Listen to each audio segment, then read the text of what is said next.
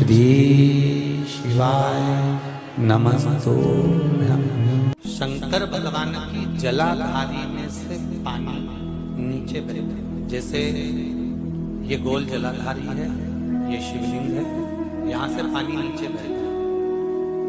जब विशेष दुख वाली बात आ जाती है या कोई तकलीफ खड़ी हो जाती है, बहुत बड़ी अगर कोई तकलीफ खड़ी हो जाती है, श्री शिवाय नमस्तुभ्यं। शिवलिंग के स्पर्श की जगह जहाँ से पानी बहता है, जाता है ये गोल, और यहाँ से जो भगवान के चरण है जहाँ से पानी नीचे गिरता है, समझ रहे हो ना सब लोग? उस स्थान पर अपनी जो ये हथेली होती है, इस हथेली को कुछ देर लगा लिया जाता है। कौन सा स्थान? जहाँ से शिवलिंग पर जल चढ़ा, ये जलाधारी में गोल घूमा, घूम के जहाँ चरण से नीचे जाता है, वहां कुछ देर के लिए इस हथेली को लगा लिया जाता है। अपनी हाथ की, सीधे हाथ की हथेली को लगाया जाता है। और देवाधिदेव महादेव का या तो पंचाक्षर मंत्र या षडाक्षर मंत्र या श्री शिवाय नमस्तुभ्यं, श्री शिवाय नमस्तुभ्यं, इस मंत्र का या महामृत्युंजय मंत्र का स्मरण करते हैं। और दिल की बात भगवान शिव से कह दी जाती है, हृदय से कहकर 2 दिन, ज्यादा से ज्यादा 3 दिन, ज्यादा से ज्यादा 5 दिन, बस 6ठे दिन की जरूरत नहीं पड़ेगी। बाबा रास्ता खोल देगा और कार्य सफल कर देगा। दिल की बात कहो शिव से, अपने दिल की बात कहिए बाबा से।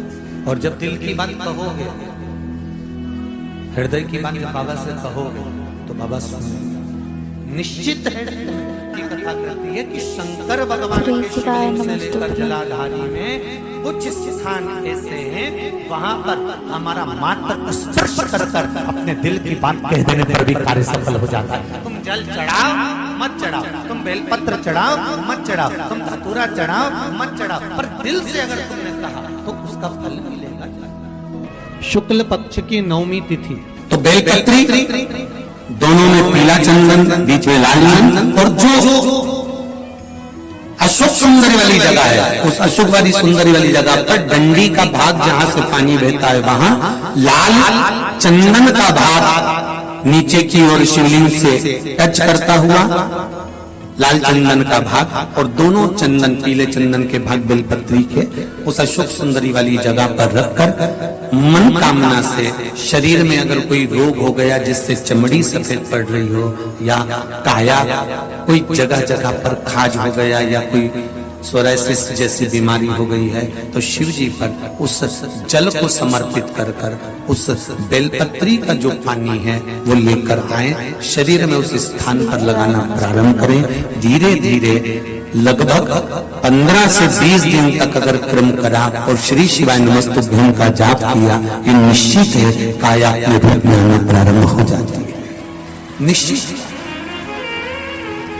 पर प्रयास करना, सोमसूत्र वाला स्थान प्रयास, उच्चारण एक ही करना है आपको उस समय पर जल चढ़ाते समय, षडाक्षर मंत्र का उच्चारण। कभी मौका मिल जाए, विवाह शादी में देरी हो रही हो, या कोई नया कार्य चालू कर रहे हो उसमें देरी हो रही हो, या कोई सर्विस के लिए, नौकरी के लिए जा रहे हो और वो कार्य नहीं हो रहा हो, तो एक धतूरा, केवल एक धतूरा, उस धतूरे को फोड़कर उसके अंदर का फल निकालकर उस फल को शिवलिंग पर चढ़ाकर 1 लोटा जल शंकर भगवान को समर्पित कर। दिन होना चाहिए मंगलवार। कौन सा दिन होना चाहिए? जम के बोलो जरा, मंगलवार समर्पित करो। उसके बाद में श्री शिवाय विवाह के लिए अगर नमस्तुभ्यं। समर्पित करे हैं तो विवाह में देरी नहीं होगी। व्यवसाय और व्यापार के लिए या नौकरी के लिए समर्पित करे हैं तो उसमें देरी नहीं होगी। डिब्बी लो, काशी विश्वनाथ का नाम लो और 21 बार उतारो, और उतार कर किसी पेड़ के नीचे तक खड्डा खोद कर उसको दबा दीजिए। आपका काम यूं सफलता की ओर बढ़ना चालू हो जाएगा। शनि की कुदृष्टि समाप्त, 7.5 ढैया समाप्त। परेशानी है? शनिवार के दिन जो पीपल के वृक्ष में सरसों के तेल का दीप लगाता है, उस तो शनि कभी परेशान नहीं करता। एक बात हमेशा ध्यान रखिएगा, मान लो अगर श्री कोई भारी शिवाय रोग नमस्तुभ्यं। ऐसा शनि महाराज के कारण हो गया हो, अच्छे काम करते करते उल्टे हो रहे हैं, होते हैं किसी किसी के साथ में, विपरीत परिस्थितियां आ जाती है, अच्छा करने जाओ बुरा हो जाता है, अच्छा कर्म करने जाओ बुरा हो जाता है। तो पीपल के वृक्ष की जो छाल होती है, छाल देखिए, पीपल के वृक्ष में जो छाल लगी होती है, उस छाल को घिसकर चंदन बनाकर भगवान शंकर का स्नान कराकर, अभिषेक कराकर, पूजन कराने के बाद में पिपलेश्वर महादेव का नाम लेकर, कौन से महादेव?